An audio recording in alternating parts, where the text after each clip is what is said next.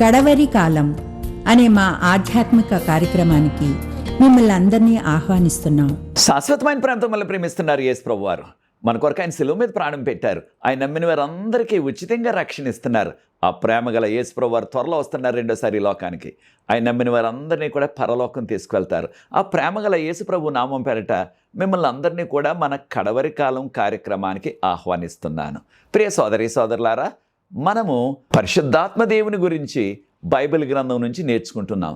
ఇది 4వ ఎపిసోడ్. అనేకమైన విషయాలు ఉన్నాయి కనుక వచ్చే ఎపిసోడ్లో కూడా మనము పరిశుద్ధాత్మ దేవుని గురించి బైబిల్ గ్రంథం నుంచి నేర్చుకోబోతున్నాం. ప్రార్థన చేసుకుని ఈ దిన వాక్యంలో కొనసాగుదాం. పరిశుద్ధ ప్రేమ గల మా తండ్రి, మమ్మల్ని మా కుటుంబాన్ని మీరు ప్రేమించి నూతన నెలలో ప్రవేశపెట్టారు. మీకు స్తోత్రాలు చెల్లిస్తున్నాం. ఈ 2వ నెలలో మీ ప్రత్యేకమైన కృప, మెండైన ఆధ్యాత్మిక శారీరక దేవులు మాకు, మా కుటుంబాలకి, మా సంఘాలకి మీరు అనుగ్రహించండి. పరిశుద్ధాత్మ దేవుని గురించి నేర్చుకునే ధన్యత మాకు అనుగ్రహిస్తున్నారు. వందనాలు చెల్లిస్తున్నాం. మీ యొక్క వాక్యం నుంచి పరిశుద్ధాత్మ దేవుని గురించి నేర్చుకొని మీకు దగ్గరగా జీవిస్తూ పరిశుద్ధాత్మ దేవుని ద్వారా మేము మెండైన ఆధ్యాత్మిక శారీరక దేవుని పొందుచు మీకు యోగ్యమైన కుమారులుగా కుమార్తెలుగా జీవించే కృప దయచేయవలసిందని ఈ వాక్యాన్ని వీక్షిస్తున్న ప్రతి వ్యక్తిని ఆశీర్వదించండి. ఈ పరిచర్య ముందు కొనసాగడానికి ఎవరైతే సహకరిస్తున్నారో వారందరినీ ప్రత్యేకంగా దీవించండి ప్రభా. ఈ లోతైన మర్మాలు నేర్చుకోవటానికి పరలోకపు జ్ఞానాన్ని మాకు ప్రసాదించండి. పరిశుద్ధాత్మతో మమ్మల్ని నింపండి. మీరే మహిమ పొందవలసిందని, మీరే ఈ దినాన్ని కూడా మాతో మాట్లాడమని యేసు ప్రభువు వారి పరిశుద్ధమైన నామమును బట్టి ప్రార్థిస్తున్నాను తండ్రి, ఆమేన్. ప్రియ సోదరి సోదరులారా, పరిశుద్ధాత్మ దేవుడు అనేకమైన విషయాలు నేర్చుకున్నాం. గత కార్యక్రమంలో యేసు ప్రభు యొక్క జీవితంలో ఏ రీతిగా పరిశుద్ధాత్మ దేవుడు ఆయన పుట్టుక నుంచి పునరుద్ధానం వరకు కూడా ఏ రీతిగా పరిశుద్ధాత్మ దేవుడు పనిచేశాడు అనే విషయాలు మనం నేర్చుకున్నాం. ఈ దినాన్న పరిశుద్ధాత్మ దేవుని గురించి యేసు ప్రభు యొక్క బోధలు, ఇంగ్లీష్లో మనం టీచింగ్ అంటున్నాం కదా, ఏం చెప్పారు ఆయన యేసు ప్రభు వారు? ఏ రీతిగా పరిశుద్ధాత్మ దేవుని మనం పొందగలం? పరిశుద్ధాత్మ దేవుని మనం పొందినట్లయితే, పరిశుద్ధాత్మ మనలో ఉన్నట్లయితే దాని ద్వారా మనం పొందే ఆ లబ్ధి ఏమిటి? మనం ఏ రీతిగా దీవించబడతాం, ఏ రీతిగా లబ్ధి పొందుతాం ఆధ్యాత్మికంగా శారీరకంగా కూడా అనే విషయాలు బైబిల్ గ్రంథం నుంచి నేర్చుకుంటున్నాం. యేసు ప్రభువు వారు ఎప్పుడైతే ఒక మాదిరిని చూపించడానికి యోర్దాను నదిలో బాప్తీసం తీసుకున్నారో, బాప్తీసం తీసుకున్న వెంటనే పరిశుద్ధాత్మ దేవుడు పరలోకం నుంచి పావురం రూపంలో ఆయన మీదకు దిగి వచ్చినట్లుగా మనం నేర్చుకున్నాం గత కార్యక్రమంలో. మత్తయి సువార్త 3:16 దీని ద్వారా మనం నేర్చుకుంటున్న ఒక ఆధ్యాత్మిక సత్యం ఉన్నది. యేసు ప్రభువు వారు ఆయన పుట్టుక నుంచి కూడా పరిశుద్ధాత్మ దేవుడు ఎంతో బలంగా పనిచేస్తూనే ఉన్నారు. కానీ మనకి ఒక మాదిరి చూపించడానికి, ఏమిటి ఆ మాదిరి? మనము కూడా యేసు ప్రభువుని నమ్మి బాప్తీసం తీసుకున్నట్లయితే అప్పుడు బాప్తీసం తీసుకున్న మరుక్షణం నుంచి మన యొక్క జీవితాల్లో పరిశుద్ధాత్మ దేవుని శక్తి పనిచేయటం ప్రారంభిస్తుందని మనం నేర్చుకోవటానికి ఈ రీతిగా పరిశుద్ధాత్మ దేవుడు బహిరంగంగా పౌరం వలె ప్రభు మీదకి దిగి వచ్చారు. అదే రీతిగా మనం కూడా యేసు ప్రభు నమ్ముకొని మన పాపాలు పశ్చాత్తాపడి మారు మనసు పొంది మనం యేసు ప్రభు నామం పేరట, తండ్రి యొక్కయో కుమారుని యొక్కయో పరిశుద్ధాత్మ యొక్క నామం పేరట ముంచటం బాప్తీసం నీటిలో తీసుకున్నట్లయితే అప్పుడు పరిశుద్ధాత్మ అనే వరాన్ని మనం పొందుతాం. ఈ విషయాన్ని అపోస్తల కార్యాలు 2:38 మనం చదువుతున్నాం. మీరు మారు మనసు పొంది పాపక్షమాపణ నిమిత్తం బాప్తీసం పొందినట్లయితే పరిశుద్ధాత్మ అనే వరాన్ని మీరు పొందుతారు అని మనకు చెప్పబడ్డది. కనుక ప్రియ సోదరి సోదరులారా, మరో యొక్క విషయాన్ని కూడా మనం గమనించాలి. యేసు ప్రభు వారి లోకంలో జీవించినప్పుడు నికోదేము, ఆయన యోధా మత బోధకుడు. యోధా మత శాస్త్రం క్షుణ్ణంగా తెలిసిన వ్యక్తి, ఆ మత శాస్త్రాన్ని బోధించే వ్యక్తి. ఆయన పెద్ద వయసు వచ్చేసింది. ఆయన యేసు ప్రభును దర్శించడానికి యేసు ప్రభు దగ్గరికి రాత్రి వేళ రహస్యంగా వచ్చాడు. ఈ ఆధ్యాత్మిక సత్యాన్ని కూడా మనం నేర్చుకోవాలా. ప్రియ సోదరి సోదరుడు, నీవు కూడా నీ కుటుంబ పరిస్థితులను బట్టి, నీ సామాజిక వర్గం యొక్క పరిస్థితులను బట్టి నీవు కూడా రహస్యంగా రాత్రి వేళ ఆరాధనకు వెళ్తున్నావా? లేకపోయినట్లయితే రహస్యంగా రాత్రి వేళ వెళ్ళి ఆ చీకట్లోనే కాస్త దూరంగా నిలబడి మైక్లో నుంచే ఆ యొక్క వర్తమానాలు వింటూ ఆధ్యాత్మికంగా బలపడుతున్నావా? అనేక మంది ఆ రీతిగా చేస్తున్నారు. కారణం వారికి ఉన్న అనేకమైన సవాళ్ళు, కుటుంబంలో, సామాజికంగా, ఉద్యోగపరంగా అనేక సవాళ్ళు ఉన్నాయి కనుక వారు ఈ రీతిగా చేస్తున్నారు. ప్రియ సోదరి సోదరులారా, నికోదేము గారు కూడా ఆ రీతిగానే ఎవరు చూడకూడదు నన్ను. కారణం ఆయన యోధా మత బోధకుడు. రహస్యంగా వచ్చారు రాత్రి వేళ. అప్పుడు ఈ విషయాలు మనం యోహాను సువార్త 3:3 ఒకడు తిరిగి జన్మిస్తేనే గాని, యేసుప్రభు వారు అన్నారు ఏ వ్యక్తి అయినా సరే తిరిగి జన్మించాలా. ఇంగ్లీష్లో బోర్న్ అగైన్ అంటున్నాం, అనగా మరలా తిరిగి జన్మిస్తేనే గాని వారు దేవుని రాజ్యాన్ని చూడలేరు అన్నారు. వెంటనే నికోదేము గారికి వచ్చిన పెద్ద అనుమానం ఏమిటంటే, నాకు పెద్ద వయసు వచ్చేసింది, మరలా నేను తల్లి గర్భంలో ఎలా ప్రవేశించగలను అని ప్రభువునే అడిగేశారు ఆయన. అప్పుడు ప్రభువారు మరలా ఈ బాప్తీసం గురించి వివరిస్తూ ఏమన్నారో చూడండి. యోహాను సువార్త 3:8 ప్రార్థనాపూర్వకంగా 3 సార్లు చదవండి. అనేకమైన ఆధ్యాత్మిక సత్యాలు ఉన్నాయి దానిలో.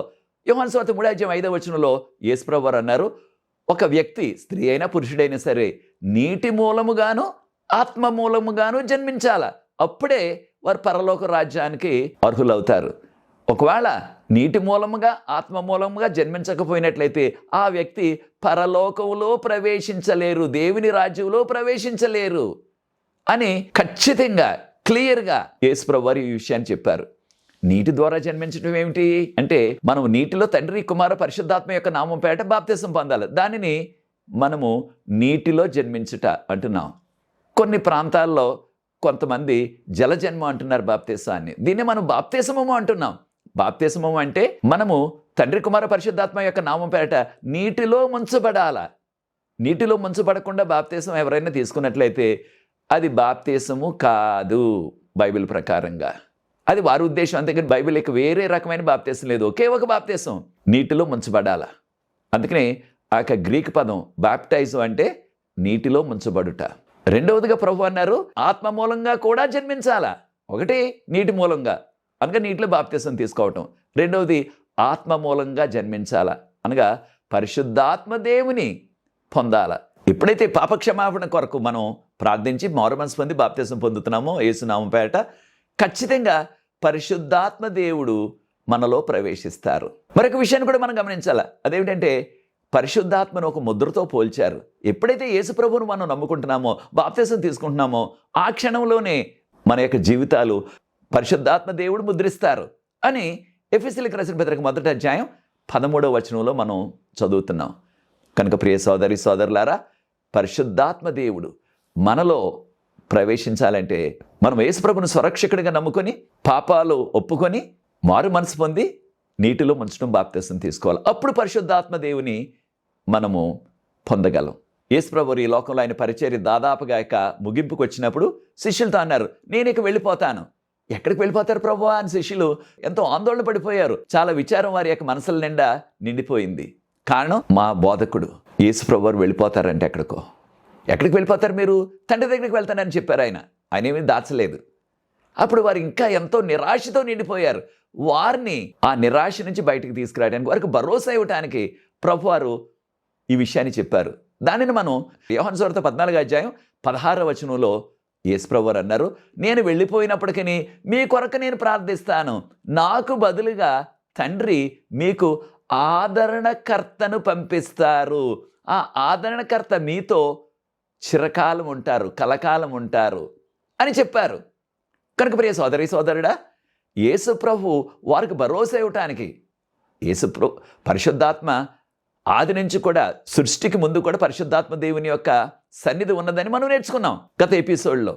కనుక మరలా వీరికి భరోసా ఇవ్వటానికి ఈ విధంగా, నేను వెళ్ళిపోతాను తండ్రి దగ్గరికి, నాకు బదులుగా తండ్రి మీకు ఆదరణకర్తను పంపిస్తారు, ఆయన మీతోనే ఉంటారు ఇక చిరకాలం కూడా అని ప్రభు చెప్పారు. మరొక విషయాన్ని కూడా మనం గమనించాలి. యోహాను సువార్త 14:18 ప్రభువారు అన్నారు, ఈ పరిశుద్ధాత్మ దేవుడు ఆయన మీలోనే ఉంటారు, మీతోనే ఉంటారు. చూచారా ప్రియ సోదరి సోదరులారా, పరిశుద్ధాత్మ దేవుడు మనలో ఉంటారు, మన జీవితాల్లో మనతోనే ఉంటారు. అయితే మనలో ఉంటారంటే మన యొక్క శరీర భాగాల్లో ఏ యొక్క అవయవంలో ఉంటారు ఆయన అనగా మన యొక్క హృదయం, మనస్సు, ఇంగ్లీష్లో హార్ట్ అండ్ మైండ్ అంటున్నాం. కనుక ప్రియ సోదరి సోదరులారా, దేవుడు మనలో నివాసం చేసేది మన మనస్సులో, దాన్నే ఇంగ్లీష్లో మైండ్ అంటున్నాం. కొన్ని సందర్భాలు మన హృదయం అంటున్నాం. ఈ రోజుల్లో మనందరికీ తెలుస్తుంది హృదయం అంటే గుండె మన శరీరం అంతటికి కూడా రక్తాన్ని ప్రసరింపచేయడానికి ఒక పంపు లాంటిది. కనుక మన యొక్క జీవితంలో, మానవ జీవితంలో దేవుడు పరిశుద్ధాత్మ యొక్క నివాసం మన యొక్క మనసులో, మైండ్లో ఉంటారు. కారణం మనందరికీ తెలుసు, మన యొక్క మైండ్, మన యొక్క మనసే మన శరీరంలో ఉన్న ప్రతి అవయవాన్ని కూడా కంట్రోల్ చేస్తుంది అనే విషయం తెలుసు. కనుక పరిశుద్ధాత్ముడు మన మనసులో నివసిస్తారు, మనలో నివసిస్తారు. ఈ విషయాన్ని మనం గుర్తించాలా. అయితే ప్రియ సోదరి సోదరులారా, 1 కొరింథీయులకు రాసిన పత్రిక 3వ అధ్యాయం 16వ వచనాన్ని మనం చదివినట్లయితే ఈ విధంగా దేవుని యొక్క వాక్యం చెప్తుంది. మీ యొక్క దేహము నా మందిరమని, నా ఆలయమని మీరు ఎరుగరా? మీ యొక్క దేహంలో నా ఆత్మ నివసిస్తున్నారని మీకు తెలియదా అంటున్నారు. అనగా మన యొక్క దేహం దేవుని యొక్క ఆలయం, దేవునికి మందిరం.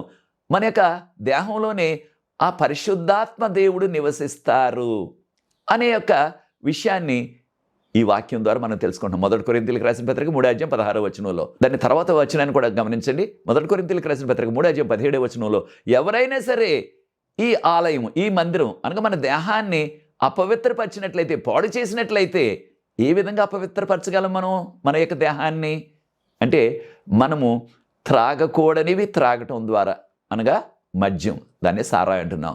అలాగా ధూమపానం, దీన్నే స్మోకింగ్ అంటున్నాం ఇంగ్లీష్లో. అలాగే రకరకాల డ్రగ్స్ అంటున్నారు ఈ రోజుల్లో, మాదక ద్రవ్యాలు తీసుకోవటం ద్వారా. దీని ద్వారా ఏం జరుగుతుంది? మన శరీరంలో ఉన్న అవయవాలన్నీ కూడా అవి దెబ్బతినేస్తున్నాయి. కనుకనే మన భాషలో అంటారు, త్రాగుడు ఇల్లు ఒళ్ళు కూడా గుల్ల చేసేస్తుంది అంటారు. అంటే ఖచ్చితంగా మన శరీరానికి, మన అవయవాలకి చాలా కీడు కలిగిస్తుంది. ఆ రీతిగా ఎవరైనా సరే వారు తినే విషయంలో, త్రాగే విషయంలో ఈ యొక్క ధూమపానం చేయటం వల్ల, అనగా ఈ యొక్క పొగ పీల్చడం వల్ల, చుట్లు, సిగరెట్లు, బీడీలు అలాంటివి, వాటి ద్వారా మనము మన యొక్క దేవుని మందిరం అనగా మన యొక్క దేహాన్ని అపవిత్రపరుస్తున్నాం. దాన్ని మన యొక్క శరీరానికి మనం ఎంతో కీడు చేసుకుంటున్నాం మనకు మనమే. కనుక ఇలాంటి అలవాట్లు ఉన్నవారు మీరు గమనించండి, వారి జీవిత కాలం ఎక్కువ ఉండదు. వారు అందరిలాగే నిండు వయసు రాకుండానే రకరకాల వ్యాధులతో వారు మరణిస్తారు. అయితే కనుక ప్రభువారు ఏం చెప్తున్నారు? ఎవరైనా సరే ఈ యొక్క దేహాన్ని, దేవునికి మందిరానికి సాదృశ్యంగా మన దేహాన్ని పాడు చేసినట్లయితే ప్రభువారు అన్నారు, వారిని నేను పాడు చేస్తానన్నారు. ప్రియ సోదరి సోదరులారా, కనుక మనం తినే విషయంలో, త్రాగే విషయంలో, మనం ధరించే విషయంలో, చూచే విషయంలో, ప్రతి విషయంలో కూడా మనం జాగ్రత్తగా ఉండాలా. దేవునికి మహిమకరమైనవే చెయ్యాలా అని 1 కొరింథీయులకు రాసిన పత్రిక 10వ అధ్యాయం 31వ వచనంలో మనం చదువుతున్నాం. యోహాను సువార్త 14వ అధ్యాయం 26వ వచనంలో పరిశుద్ధాత్మ దేవుడు ఏం చేస్తారు మన కొరకు అనగా, ఈ పరిశుద్ధాత్మ దేవుడిని ఆదరణకర్త అని చెప్పారు యేసుప్రభు వారు. ఆయన మనకు అన్ని విషయాలు కూడా యేసుప్రభు ఏమైతే బోధించి వెళ్ళారో ఆ విషయాలు మనకు మరలా బోధిస్తూ వాటిని మన జ్ఞాపకానికి తెస్తారు అన్నారు. ఎంత ప్రాముఖ్యమని చూడండి. దేవుని యొక్క వాక్యాలు అవి మనం చదివినప్పుడు, అవి విన్నప్పుడు మానవులుగా మర్చిపోతాం. కానీ ఆ వాక్యాలు, దేవుని యొక్క భరోసా, దేవుని యొక్క ఆదరణలు, ఇంగ్లీష్లో ప్రామిసెస్ అంటున్నాం, దేవుని యొక్క వాగ్దానాలన్నీ కూడా మన జ్ఞాపకానికి మరలా తెచ్చేవారు ఎవరు? పరిశుద్ధాత్మ దేవుడు. కనుక ఎంత ఉపయోగమో చూడండి మనకి. కొన్నిసార్లు మనం అనుకుంటున్నాం, వాక్యాన్ని చదివాను కానీ ఆ వాక్యం జ్ఞాపకం లేదండి, మర్చిపోయానండి ఆ వచనం అంటున్నాం మనం.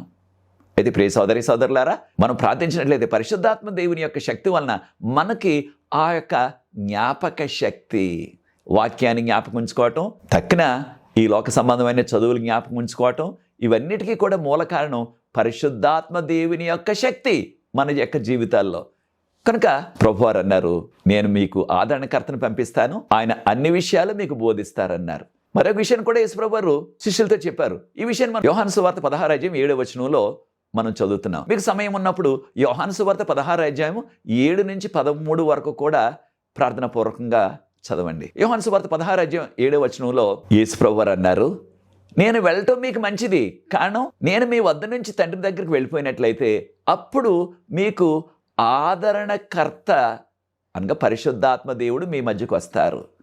నేను వెళ్ళకపోయినట్లయితే అది జరగదు. కనుక నేను వెళ్ళిపోవటమే మీకు మంచిది, ఎక్కడి నుంచి? ఈ భూమి మీద నుంచి అని శిష్యులతో చెప్పారు. కనుక ఆదరణకర్త యేసు ప్రభువుకు బదులుగా ఈ లోకంలో శిష్యులతో ఉండి వారికి భరోసా ఇస్తూ వారిని ముందుకు నడిపించారు. యోహాను సువార్త 16వ అధ్యాయం 8వ వచనాన్ని కూడా గమనించండి. ఆ పరిశుద్ధాత్మ దేవుడు వచ్చినప్పుడు మీ జీవితాలలోకి అప్పుడు ఏం జరుగుతుంది? ఆయన అనగా పరిశుద్ధాత్మ దేవుడు మనం ఎప్పుడైనా పొరపాటు చేసినట్లయితే, పాపం చేసినట్లయితే మనల్ని గద్దిస్తారు. మనకి చెప్తారు, నా కుమారుడా, నా కుమార్తె, నీకు ఇది తగదు, నువ్వు చేసింది పొరపాటు అని మన యొక్క మనసాక్షిలో గద్దిస్తారు.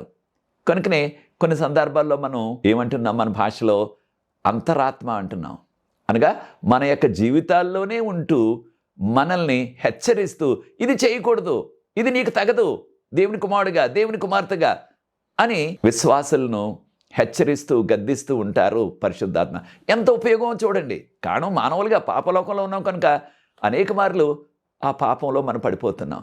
పాపంలో పడిపోయిన ప్రతిసారి కూడా పరిశుద్ధాత్మ దేవుడు మనలో ఉంటున్నారు కనుక ఆయన మనల్ని గద్దిస్తూ, మనల్ని హెచ్చరిస్తూ, ఇది నీకు తగదు, ఇది నీవు చేయకూడదు అన్నప్పుడు మనం మరలా పశ్చాత్తాపడుచు, మారు మనసు పొందుచు దేవుని క్షమాపణ అడుగుతున్నాం. కనుక పరిశుద్ధాత్ముడు మనకు ఎంతో ఉపయోగకరంగా, మేలుకరంగా ఉన్నారు.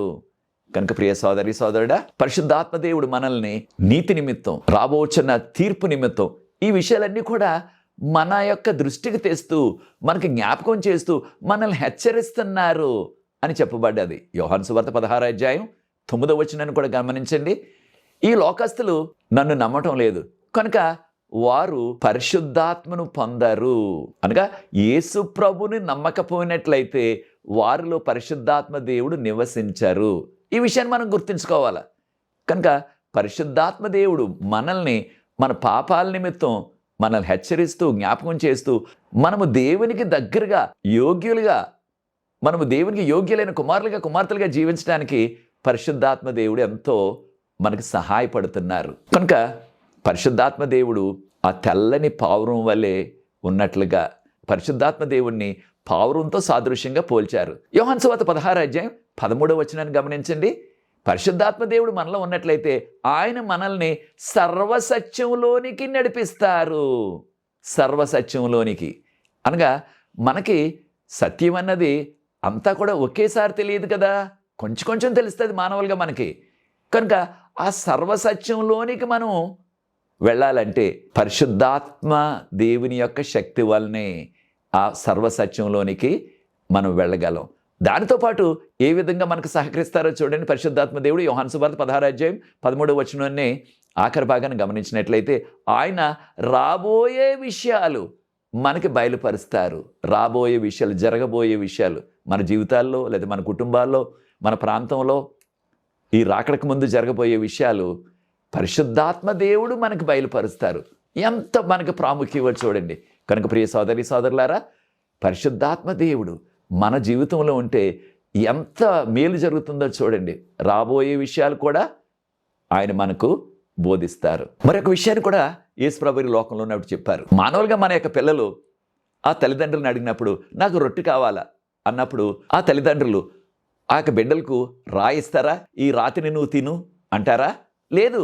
రొట్టె అడిగితే మంచి రొట్టె ఇస్తారు. వారికి ఉన్న అనుకూలతను బట్టి ఆ రొట్టెల్లో మంచి రొట్టెని ఇస్తారు. అదే రీతిగా మన యొక్క పిల్లలు నాకు చేప కావాలి తింటాను కానీ అడిగారు అనుకోండి పిల్లలు, ఆ తల్లిదండ్రులు ఏం చేస్తారు? మంచి చేపను కొనిస్తారు. మంచి చేపను కొని వండి చక్కగా వారికి ఆ చేప కూర పెడతారు. అయితే ప్రభువారు అన్నారు, ఎవరైనా సరే వారి పిల్లలు ఆ చేపను అడిగినట్లయితే ఆ యొక్క తండ్రి ఆ యొక్క పిల్లలకు లేదా ఆ కుమారునికి ఒక సర్పాన్ని, ఒక పామునిస్తాడా? ఇవ్వడు కదా. అనగా మానవులుగా, తల్లిదండ్రులుగా మీకు మీ పిల్లలకు మంచివి ఇవ్వటానికి మీరెంతో ప్రయత్నం చేస్తున్నారు, మంచివి ఇస్తున్నారు. ఈ విషయాన్ని లోక సువార్త 11వ అధ్యాయం 11వ వచనంలో చదువుతున్నాం. అయితే ప్రియ సోదరి సోదరులారా, యేసు ప్రభువారు అన్నారు, మీ పరలోకపు తండ్రి, మానవులుగా మీరే మీ పిల్లలకు మీ సాయశక్తుల మంచివి ఇవ్వాలని మీరు ప్రయత్నం చేస్తుంటే పరలోకపు తండ్రి ఇంకా ఎంత మంచి విషయాలు, ఎంత మంచివి మీకు అనుగ్రహిస్తారు అని చెప్తూ లోక సువార్త 11వ అధ్యాయం 13వ వచనాన్ని గమనించండి. మీ పరలోకపు తండ్రి మీరు అడిగినట్లయితే మీకు పరిశుద్ధాత్మ దేవుని పంపిస్తారు. ప్రియ సోదరి సోదరులారా, ఈ లోకంలో మనకి ఏది ఇచ్చినప్పటికీ అది కొంతకాలమే ఉంటుంది. మనకి పరిశుద్ధాత్మ అయితే మనకి కలకాలం కూడా, ఎల్లకాలం కూడా మనతో ఉండేవారు, మనకి సహాయం చేసేవారు, మనకి మంచి చేసేవారు పరిశుద్ధాత్మ దేవుడు. కనుక మనము కోరుకోవాలి, మనం అడగాల, అడగటం అంటే ప్రార్థించాల. లోక సువార్త 11వ అధ్యాయం 13వ వచనంలో మనం అడిగినట్లయితే అడగటం అంటే ప్రార్థించడం. పరిశుద్ధాత్మ దేవుడు మనకు అనుగ్రహించబడతారు. కనుక ప్రియ సోదరి సోదరులారా, మన జీవితాల్లో మనం కూడా పరిశుద్ధాత్మ దేవుని పొందటానికి అనుదినం కూడా ప్రార్థించాలా. ప్రభువా, నాకు పరిశుద్ధాత్మ దేవుని యొక్క సహాయం నాకు కావాలా, నాకు పంపించండి అని ప్రార్థించాలా. ప్రియ సోదరి సోదరుడే, నీవు ఇదివరకు ఆ విషయాన్ని దేవుని సన్నిధిలో ప్రార్థించకుండా ఉన్నట్లయితే ఇదే మనకు అనుకూలమైన దినం. ఈనాటి నుంచి ప్రభు వచ్చే పర్యంతరం నీవు ప్రతిదినం కూడా ప్రార్థించినప్పుడు, ప్రభువా, నాకు పరిశుద్ధాత్మ దేవుని యొక్క సహాయాన్ని అనుగ్రహించండి అని మనం ప్రార్థించినట్లయితే మన జీవితాల్లో, మన కుటుంబాల్లో, మన సంఘాల్లో, మన సమాజంలో మనం చేసే ప్రతిదీ కూడా పరిశుద్ధాత్మ దేవుని శక్తి వల్ల మనం దీవించబడతాం. దాని ద్వారా ఎంతో మహిమకరమైన జీవితాలు, ఎంతో మనకి జయము కలుగుతుంది, శారీరకంగా ఆధ్యాత్మికంగా కూడా. కనుక పరిశుద్ధాత్మ దేవుడు కావాలని మనము ప్రార్థించాలా. పరిశుద్ధాత్మ దేవుని పొందాలంటే మొదట యేసుప్రభును రక్షకుడిగా అంగీకరించాలా.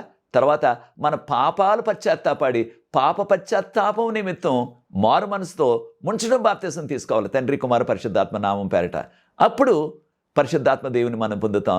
పరిశుద్ధాత్మ దేవుడు మనతో ఉన్నట్లయితే మనకు శారీరకంగా ఆధ్యాత్మికంగా కూడా ఎంతో మేలు జరుగుతుంది. అయితే వెంటనే మనకు వచ్చే ప్రశ్న ఏమిటంటే, పరిశుద్ధాత్మ దేవుని పొందటానికి ఎవరు అర్హులు? అర్హత ఎవరికి వస్తుంది? నేను అర్హున్నా? ఎవరికి అర్హత వస్తుంది పరిశుద్ధాత్మ దేవుని పొందటానికి అనే ప్రశ్న మనకు వస్తుంది. దానికి కూడా బైబిల్ గ్రంథంలో మనకు జవాబు ఉన్నది. ప్రియ సోదరి సోదరులారా, ఎవరు అర్హులు పరిశుద్ధాత్మను పొందటానికి అనగా ఆ వ్యక్తులు వారు పేదవారైనా గొప్పవారైనా, లేక వారికి చదువున్నా చదువు లేకపోయినా, వారు యజమానులైనా దాసులైనా, ఇంగ్లీష్లో మాస్టర్ అండ్ సర్వెంట్ అంటున్నాం, దాసదాసీలు వారైనా సరే, లేక ఆ వ్యక్తి రాజైనా రైతైనా, అనగా ఏ వ్యక్తి అయినా సరే, ఎవరైనా సరే పరిశుద్ధాత్మను పొందటానికి అర్హులు. ఎప్పుడు? యేసు ప్రభును స్వరక్షకుడిగా అంగీకరించి వారి పాపాలు ఒప్పుకొని ఆయన నామపేట బాప్తిసం పొంది పరిశుద్ధాత్మ దేవుని యొక్క సహాయం నాకు కావాలని ప్రార్థించినట్లయితే ప్రతి వారికి కూడా పరిశుద్ధాత్మ దేవుని యొక్క సహాయం అనుగ్రహించబడుతుంది అని దేవుని వాక్యం చెప్తుంది మనకి. ప్రియ సోదరి సోదరుడా, మన యొక్క శరీరం యొక్క రంగు ఏదైనా సరే, మనం నల్లగా ఉన్నా, ఎర్రగా ఉన్నా, తెల్లగా ఉన్నా, లేకపోయినట్లయితే మన సామాజిక వర్గం ఏదైనా సరే, మన యొక్క ట్రైబ్ ఏదైనా సరే, మన గోత్రం ఏదైనా సరే, అయితే అందరూ కూడా యేసుప్రభుని ఎవరైతే నమ్ముతున్నారో యేసుప్రభు యొక్క విశ్వాసులందరికీ కూడా పరిశుద్ధాత్మను పొందే అర్హత ఉన్నది. ఈ విషయాన్ని మనం యోవేలు గ్రంథం 2:28 29 గమనించబోతున్నాం.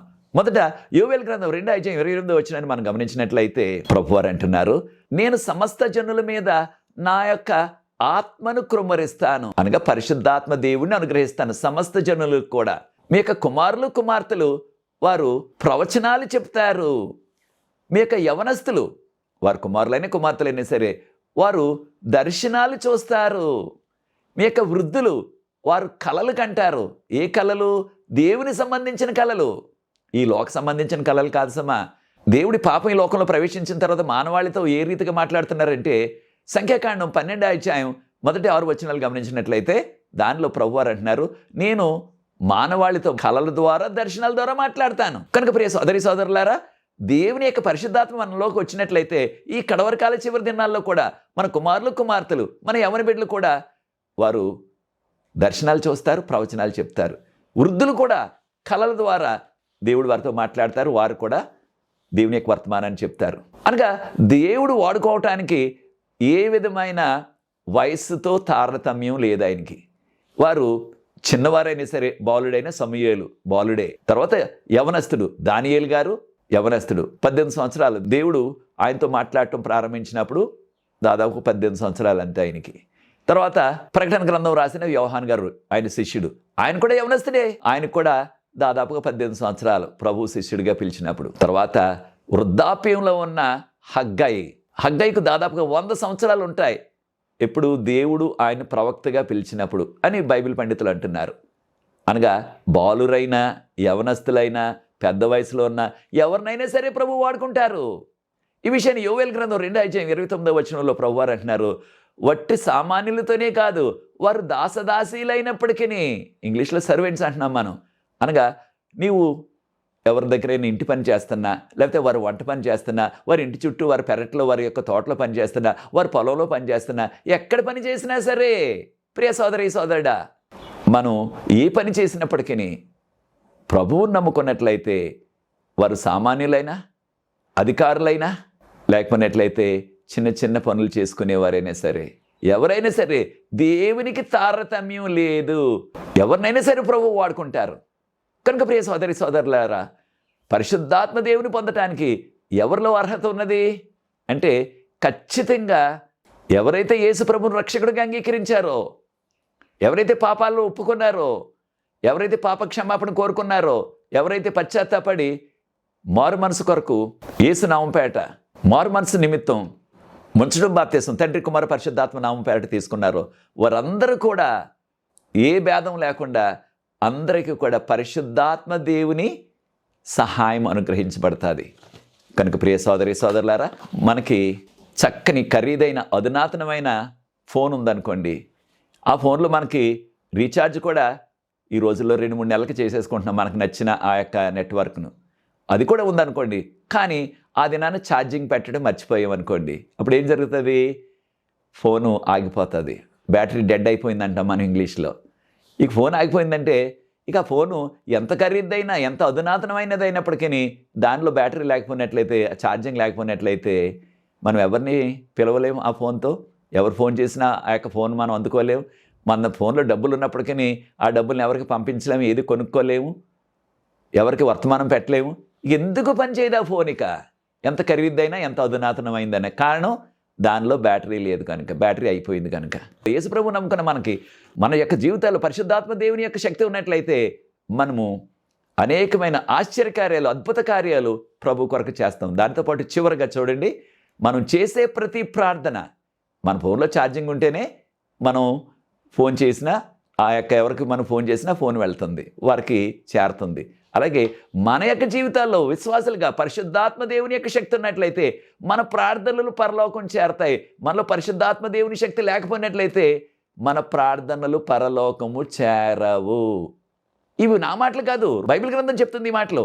రోమీయులకు రాసిన పత్రిక 8వ అధ్యాయం 26వ వచనాన్ని చదవండి. పరిశుద్ధాత్మ దేవుడు మనకు సహకరిస్తూ మన యొక్క బలహీనతల్లో ఆయన మన తరపున విజ్ఞాపన చేస్తూ, ఆయన ఎంతో భారంతో, మూలుగులతో మన తరపున ఆయన విజ్ఞాపన చేస్తున్నారు. కారణం మనకి ఏ రీతిగా ప్రార్థించాలో, ఆ ప్రార్థనలో ఏ రీతిగా ఏ మాటలు వాడాలో మనకు తెలియదు.